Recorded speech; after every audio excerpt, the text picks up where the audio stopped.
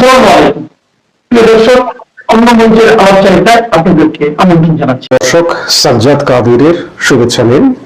এই মুহূর্তে আপনাদের সামনে কথা বলতে এসেছি প্রধান উপদেষ্টা তারেক রহমান সপরিবারে ডিনার।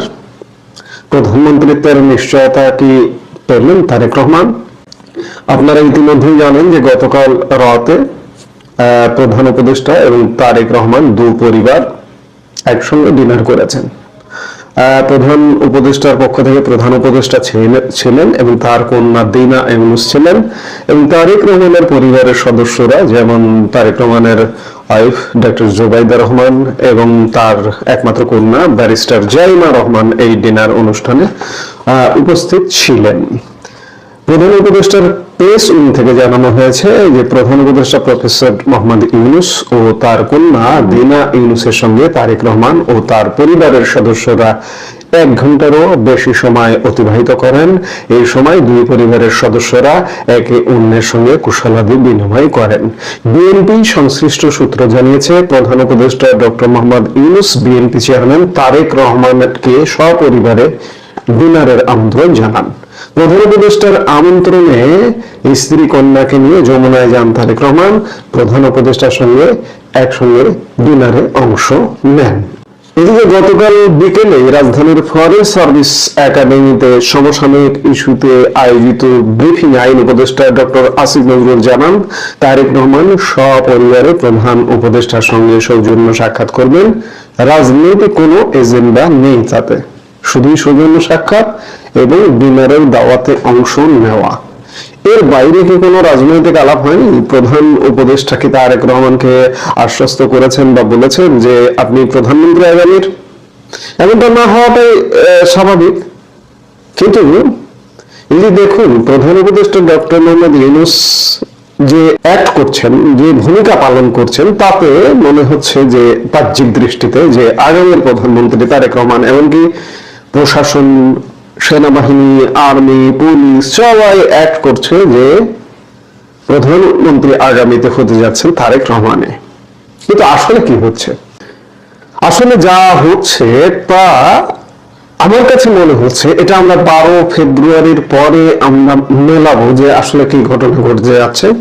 আসলে নির্বাচন সামনে রেখে যেভাবে ছক কষা হচ্ছে, তাতে আগামী এই যে নির্বাচনটা হতে যাচ্ছে সেটা একদম বাংলাদেশে যে ছাত্র সংসদ নির্বাচনগুলো হয়েছে সাম্প্রতিক কালে, একদম নির্বাচনের ভোট গ্রহণ শেষ পর্যন্ত ভোট গণনারও একটি বড় অংশ জুড়ে বিএনপি ছাত্র দল মনে করেছে যে তারা বিপুল ভোটে বিজয়ী হবে। কিন্তু চূড়ান্ত ফলাফল যখন এলো তখন আশাহত হতে হলো। ছাত্র সংসদে কোনো জায়গায় ছাত্র দলের কোনো স্থান হলো না। একচেটিয়া ভাবে জামাতের ছাত্র সংগঠন, ছাত্র শিবির সংসদগুলো নিয়ে গেল। বিএনপির তখন কি করা থাকলো? ছক যেভাবে কষা হচ্ছে যে প্রধান উপদেষ্টা শেষ পর্যন্ত বিএনপির প্রতি দেখাবে যে হ্যাঁ আমরা আপনাদের সঙ্গে আছি, হ্যাঁ তারেক রহমান আপনাকে আমরা আগামীতে প্রধানমন্ত্রী বানাবো। কিন্তু শেষ পর্যন্ত দেখা যাবে যে শেষ পর্যন্ত আচরণটা এমন হবে যে আমরা আপনার সঙ্গে আছি। এবং ভোট গণনা এবার যে অবস্থা হবে, তাতে ভোট গণনা হয়তো সাথে সাথে আমরা সাধারণত সংসদ নির্বাচনের ফলাফল সেই রাতেই পেয়ে যাই, কিংবা সকালের মধ্যে পেয়ে যায়। ওই মধ্যরাতের মধ্যে মোটামুটি একটা ধারণা পেয়ে যায় যে কে বিজয়ী হয়েছে বা কে বিজয়ী হচ্ছে, কে ক্ষমতায় যাবে। এবার এমনটা হতে পারে যে কয়েকদিন ভোট গণনায় লাগিয়ে ফেলানো হতে পারে, এবং এখানে ইঞ্জিনিয়ারিং এর ব্যাপার থাকবে, এখানে অনেক কিছু থাকবে।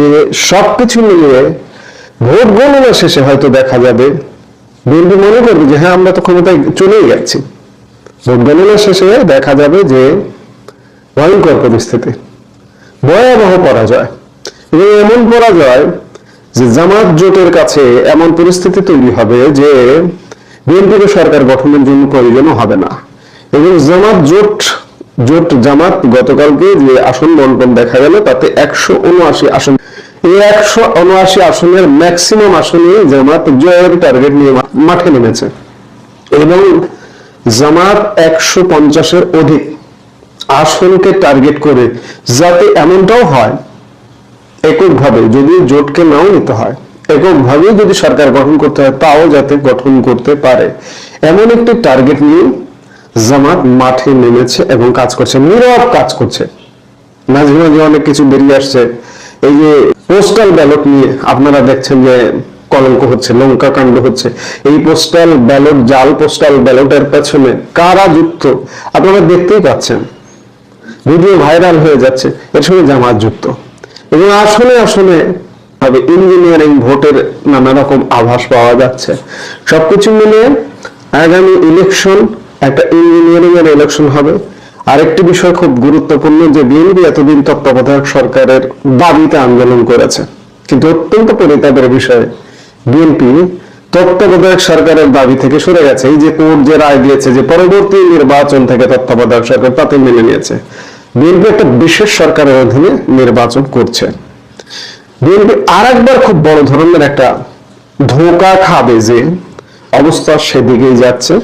যে কোনো ভাবে আমি বারবারই বলি, শুরুতেই বলেছি যে ইঞ্জিনিয়ারিং এর মাধ্যমে হলেও এবার জামাত জোটকে ক্ষমতায় বসানোর একটা ভেতরের ব্লুপ্রিন্ট রেডি, সেই ব্লুপ্রিন্ট অনুযায়ী কাজ চলছে, যেগুলো প্রকাশ্য নয়, প্রকাশ্যে দেখা যায় না। জামাত জোট ক্ষমতায় যাবে এবং জামাত জোট তাদের মতো করে সবকিছু সাজাবে। গত 31শে ডিসেম্বর জামাত আমির রয়টার্স একটি সাক্ষাৎকার দিয়েছিলেন, তাতে বলেছিলেন যে আগামী নির্বাচনের পর যে সরকার গঠন হবে সেখানে যদি জামাতে ইসলামী থাকে এবং ওই সরকারের সময় রাষ্ট্রপতি শাহাবুদ্দিন যদি দায়িত্বে থাকেন তাহলে আমরা স্বস্তি বোধ করব না। 12 ফেব্রুয়ারি নির্বাচনের পর সর্বোচ্চ 1 মাসের মধ্যে রাষ্ট্রপতিকে জামাত অপসারণ করবে। এছাড়া রাষ্ট্রপতি নিজেও এক সাক্ষাৎকারে এবং রয়টার্সের সাথে সাক্ষাৎকারেই বলেছিলেন যে নির্বাচনের পরে তিনি থাকবেন না, হয়তো তিনি নিজেই পদত্যাগ করতে পারেন, এমন ঘটনা ঘটতে পারে। এবং পদত্যাগ করলে কিংবা রাষ্ট্রপতি অপসারণ করলে ডক্টর ইউনূসকে জামাতকে ক্ষমতায় বসানোর পুরস্কার হিসেবে রাষ্ট্রপতি পদটি উপহার দেওয়া হতে পারে বলে মনে করা হচ্ছে। আর অন্যদিকে তারেক রহমান 2007 সালে দেশ ছেড়ে ইউকেতে নির্বাসিত জীবন বেছে নিতে পেরেছিলেন। এবার হয়তো তিনি সেটিও পারবেন না। এবার হয়তো তিনি দেশে যে কোনো ভাবে আটকে যাবেন, কারণ জামাত জোট এমন ভাবে এমন ভোটেই ক্ষমতায় আসবে যে ক্ষমতায় আসার কারণে কারো হেল্প লাগবে না। এমনকি দল জামাতেরও কারো হেল্প লাগবে না সরকার গঠন করতে। তারা এককভাবে সরকার গঠন করতে পারবেন, কিন্তু তারা এককভাবে সরকার গঠন করবেন না, তাদের জোটে যারা আছে তাদেরকে নিয়ে সরকার গঠন করবে। এবং আরেকটি কথা বলে রাখা ভালো, এই যে এনসিপির কতিপয় শীর্ষ নেতৃত্বকেও সংসদে টেনে আনা হবে যে কোনো উপায়ে, কিন্তু বিএনপি মাঝখান থেকে আউট হয়ে যাবে, সাইড লাইনে চলে যাবে। বিএনপি হয়তো কিছু আসন পাবে, ধরুন 100 আসন পেল, পেয়ে সংসদে হয়তো প্রধান বিরোধী দল হিসেবে থাকতে পারে, এমনটা হতে পারে। কিন্তু ব্যাপক একটা ব্যাপার ঘটবে। আলটিমেটলি যেটি আমার কাছে মনে হয় যে বিএনপির আওয়ামী লীগের সাথে নিয়ে আসা ছাড়া উপায় থাকবে না একটা পর্যায়ে। এই যে জামাত জোট যে ক্ষমতায় বসবে এবং এই ক্ষমতাটা স্থায়ী হবে না, কয়েক মাস। কারণ এমন পরিস্থিতি ঘটবে দেশে যে পরিস্থিতিতে জামাত জোট কন্টিনিউ করবে ক্ষমতা। হ্যাঁ, অনেক কথা বলা হয় তারা সুসংগঠিত, এটা সেটা অনেক কিছু তারা কন্টিনিউ করবে, সেটা করবে কিনা সেটা আসলে দেখার বিষয়, দেখতে হবে। যাই হোক, আমরা প্রকাশ্যে হয়তো দেখবো যে প্রধানমন্ত্রী ভাবে তারেক রহমান চলছেন, কিন্তু 12 ফেব্রুয়ারির পর অন্য ঘটনা ঘটবে, এটাই আমরা দেখতে পাচ্ছি বলে মনে হয়। এখন 12 ফেব্রুয়ারি পর পর্যন্ত এই যে আমাদের যে বিশ্লেষণ, আমাদের যে মতামত, এটি বুঝতে হলে 12 ফেব্রুয়ারি পরবর্তী সময়কে দেখতে হবে। আমরা নিশ্চয়ই সেই সময়টি দেখব যে কি ঘটতে যাচ্ছে বাংলাদেশে। এই মুহূর্তে পর্যন্ত সবাই ভালো থাকুন, সুস্থ থাকুন। আমাদের ভিডিওগুলো নিয়মিত পেতে সাবস্ক্রাইব করুন Sajjad Kadir and the legends YouTube channel এবং লাইক, কমেন্ট, শেয়ার করে সাথে। দর্শক, সাজ্জাদ কাদিরের শুভেচ্ছা নিন। এই মুহূর্তে আপনাদের সামনে কথা বলতে চাই ট্রাম্পের গাজা বাহিনীতে বাংলাদেশের ইউনুস বাহিনী অংশ নেবার আগ্রহ প্রকাশ করছে কেন? কার স্বার্থে, কিসের স্বার্থে? দর্শক, আপনারা ইতিমধ্যে সংবাদ মাধ্যমের কল্যাণে জেনেছেন যে যুক্তরাষ্ট্রের প্রেসিডেন্ট ডোনাল্ড ট্রাম্প গাজার জন্য যে ইন্টারন্যাশনাল স্ট্যাবিলাইজেশন ফোর্স বা আন্তর্জাতিক স্থিতিশীলতা বাহিনী গঠনের পরিকল্পনা করেছেন তার অংশ হতে আগ্রহ প্রকাশ করছে বাংলাদেশের অন্তর্বর্তী সরকার। জবাবে যুক্তরাষ্ট্র জানিয়েছে তারাও গুরুত্বপূর্ণ এই বিষয়ে বাংলাদেশের সাথে একযোগে কাজ করতে আগ্রহী।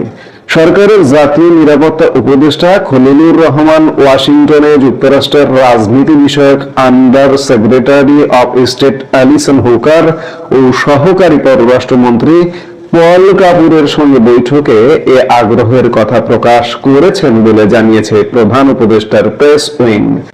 তবে মার্কিন প্রশাসনের দিক থেকে এসব বিষয়ে কোনো তথ্য প্রকাশ করা হয়নি। গাজায় ডোনাল্ড ট্রাম্প প্রস্তাবিত বাহিনীতে বাংলাদেশের যোগ দিতে আগ্রহী সরকারের তরফ থেকে এটি প্রকাশের পর এ নিয়ে নানা আলোচনা সমালোচনা শুরু হয়েছে। যে মুহূর্তে মুসলিম দেশগুলো ট্রাম্প বাহিনীতে যোগদান করবে কিনা সেই বিষয়ে দ্বিধান্বিত, এমনকি বাংলাদেশের এই মুহূর্তে তথাকথিত ভ্রাতৃপ্রতিম দেশ পাকিস্তান পর্যন্ত দ্বিধান্বিত, সেই মুহূর্তে আমাদের অন্তর্বর্তী সরকারের একজন প্রতিনিধি জাতীয় নিরাপত্তা উপদেষ্টা ট্রাম্প প্রশাসনকে নিজ গরজে অফার দিচ্ছেন যে আমরা আপনাদের গাজা বাহিনীতে অংশ নেব। এটা কেন? এটা একটা চাটাচাটি। আসলে ট্রাম্প প্রশাসনকে বা মার্কিন যুক্তরাষ্ট্রকে এমন ভাবে চেটে দেওয়া যে চেটে দেওয়ার বিনিময়ে হলেও ডক্টর ইউনূসের পরিকল্পনায় যে ক্ষমতা আসছে, যে নির্বাচন আসছে, একটা জিনিস চিন্তা করুন। আসলে ডক্টর ইউনূস চলে যাচ্ছে মাত্র এক মাস। এই যে আমার সেনাবাহিনী জাতিসংঘ মিশনের বাইরে কোথায় পাঠাবো, এটা তো একটা নীতি নির্ধারণী সিদ্ধান্ত। এটা নিশ্চয়ই নির্বাচিত সরকারের সিদ্ধান্ত নেবার কথা। নির্বাচিত সরকার সিদ্ধান্ত নেবে আমি চলে যাচ্ছি এক মাস পরে, আমি ইতিমধ্যেই একটা প্রভাবশালী দেশকে উস্কায় দিচ্ছি, প্রভাবশালী দেশকে একটা আত্মঘাতী প্রস্তাব দিয়ে দিচ্ছি। আমি আগেই বললাম যে মুসলিম দেশগুলো এমনকি পাকিস্তান পর্যন্ত দ্বিধান্বিত যে ট্রাম্প বাহিনীতে যোগদান করবে কিনা, সেখানে আমি নিজে উস্কিয়ে দিচ্ছি। আজকে এক মাস পরে ইউনূস সরকার যদি চলেও যায়, যে নির্বাচিত সরকারটা আসবে সেই নির্বাচিত সরকারটার জন্য কিন্তু একটা বিপদ তৈরি করে গেলেন।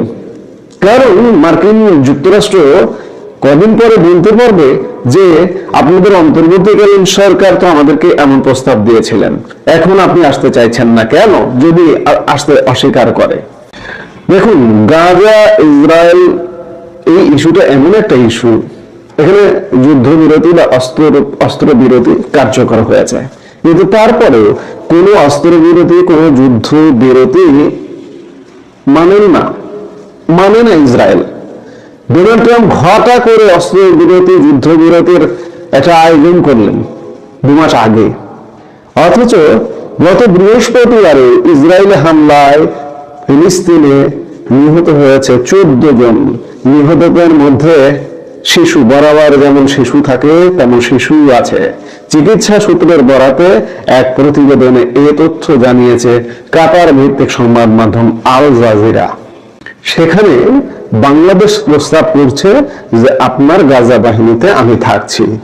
যুক্তরাষ্ট্রের পরিকল্পনা অনুযায়ী একজন মার্কিন জেনারেল এই বহুজাতিক বাহিনীর নেতৃত্ব দেবেন, কিন্তু হামাস যদি সম্মতি না দেয় তাহলে এতে যুক্ত দেশগুলো ফিলিস্তিনি গোষ্ঠীটির সঙ্গে সংঘাতে জড়িয়ে পড়ার ঝুঁকিতে পড়তে পারে।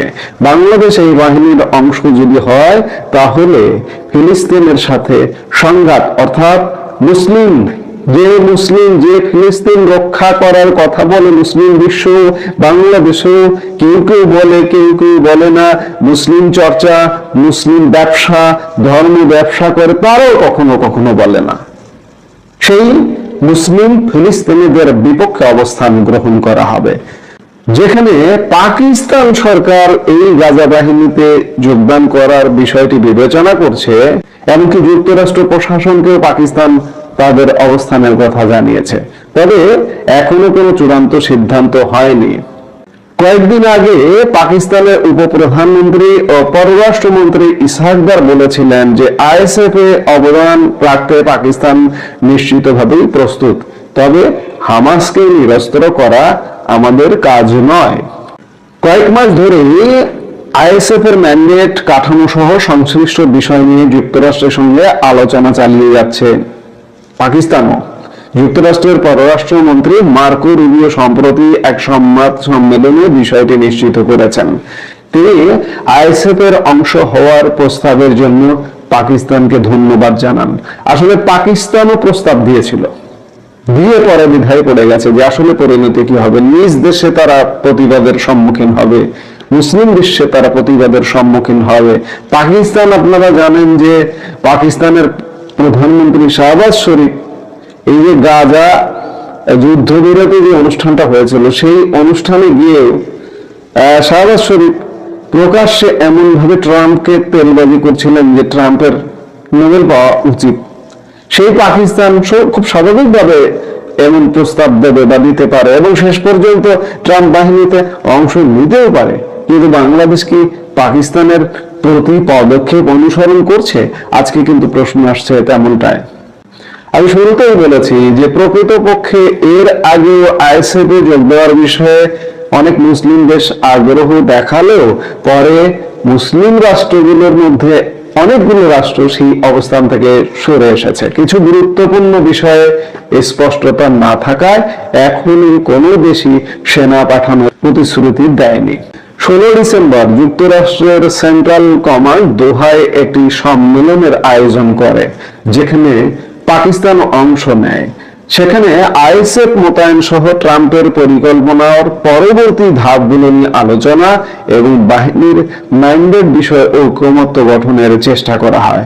তবে এই বৈঠকে ম্যান্ডেট নিয়ে কোনো সমঝোতায় পৌঁছানো সম্ভব হয়নি।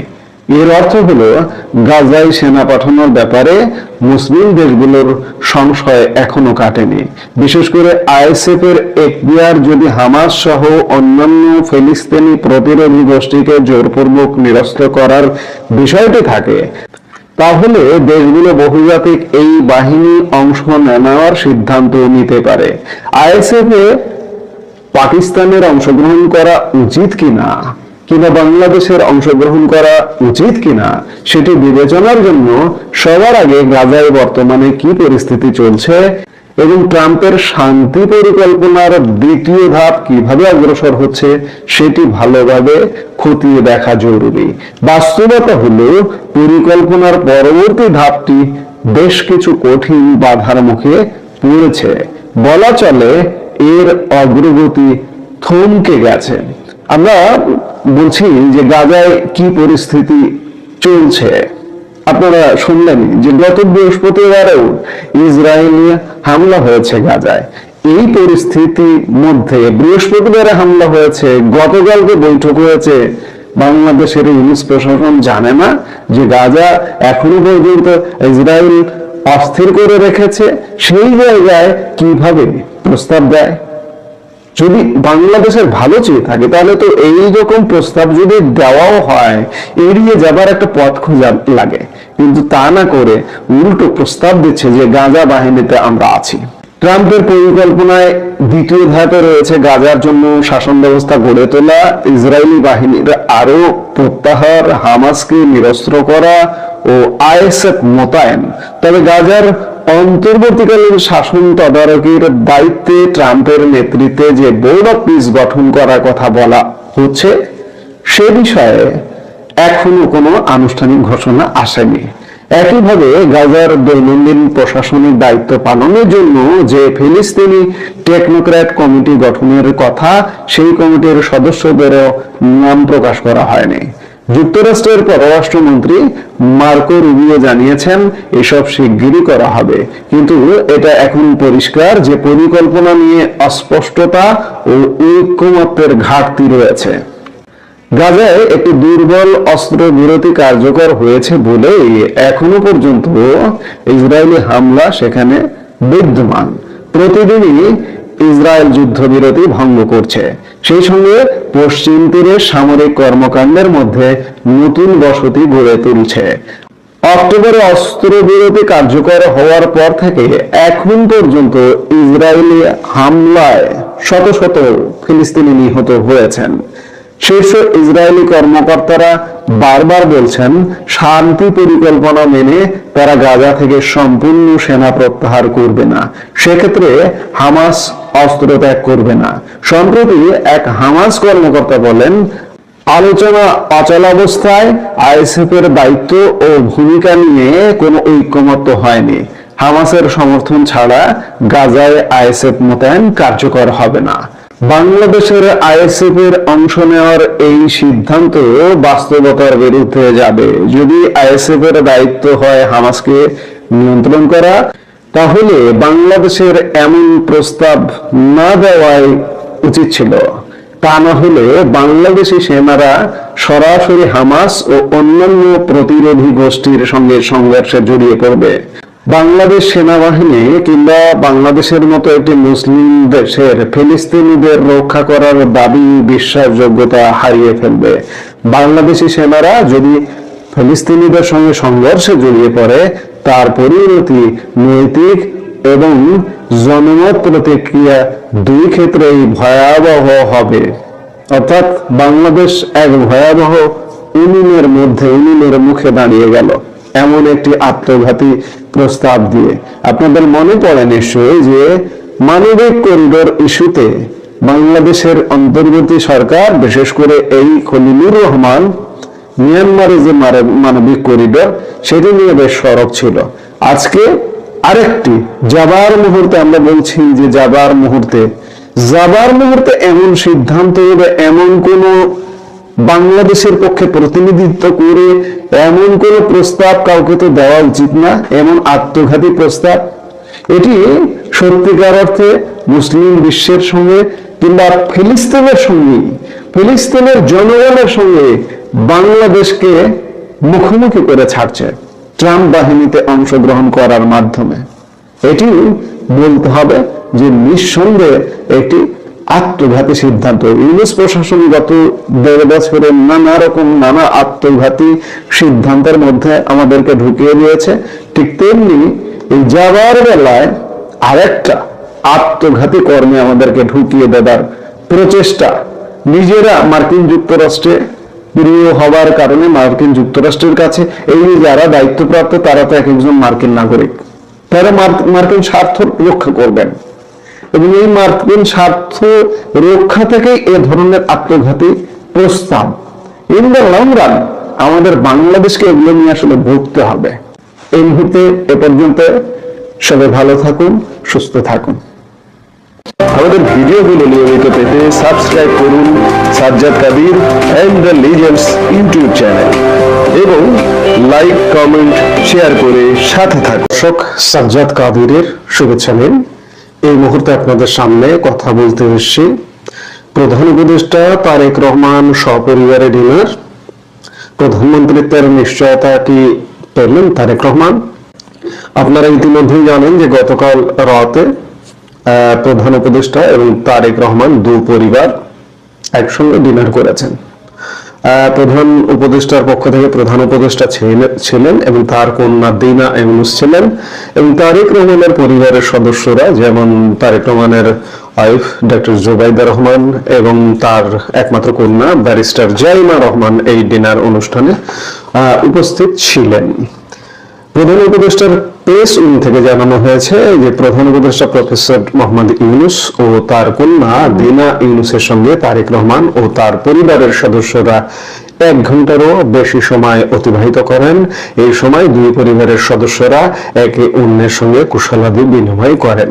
বিএনপি সংশ্লিষ্ট সূত্র জানিয়েছে, প্রধান উপদেষ্টা ডক্টর মোহাম্মদ ইউনুস বিএনপি চেয়ারম্যান তারেক রহমানকে সপরিবারে ডিনারের আমন্ত্রণ জানান।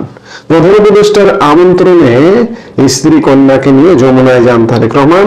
প্রধান উপদেষ্টার সঙ্গে একসঙ্গে ডিনারে অংশ নেন।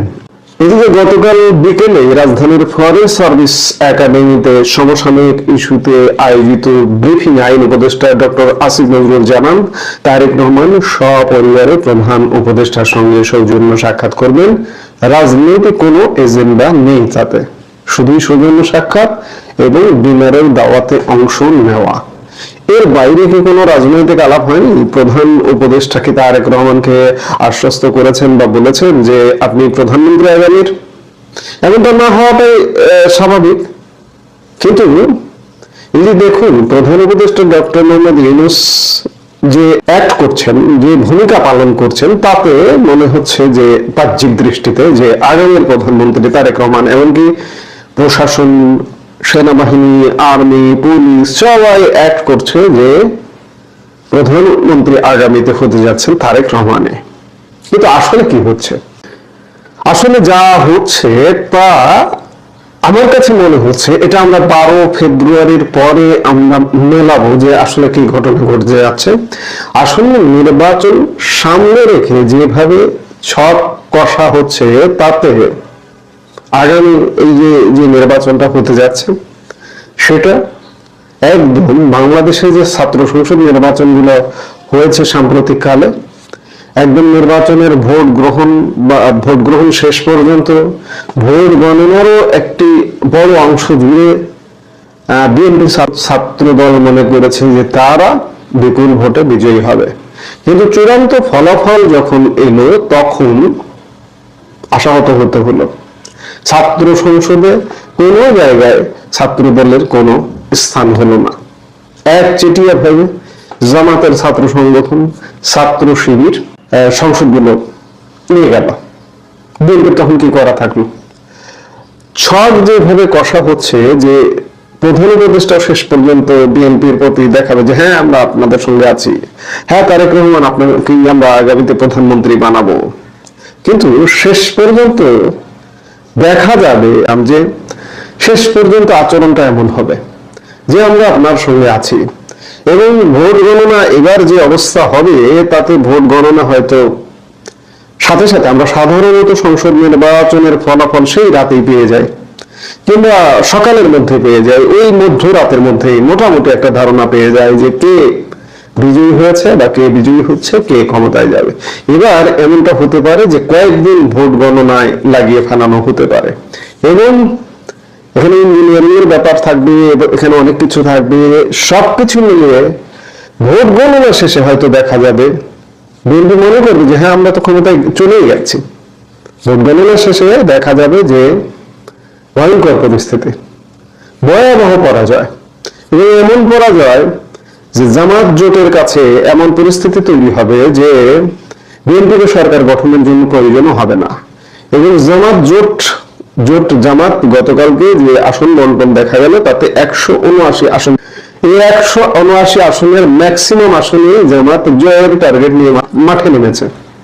এবং জামাত 150-এর অধিক আসনকে টার্গেট করে, যাতে এমনটাও হয় এককভাবে যদি জোটকে নাও নিতে হয়, এককভাবে যদি সরকার গঠন করতে হয়, তাও যাতে গঠন করতে পারে, এমন একটি টার্গেট নিয়ে জামাত মাঠে নেমেছে এবং কাজ করছে, নীরব কাজ করছে। মাঝে মাঝে অনেক কিছু বেরিয়ে আসছে। এই যে পোস্টাল ব্যালট নিয়ে আপনারা দেখছেন যে কলঙ্ক হচ্ছে, লঙ্কা কাণ্ড হচ্ছে।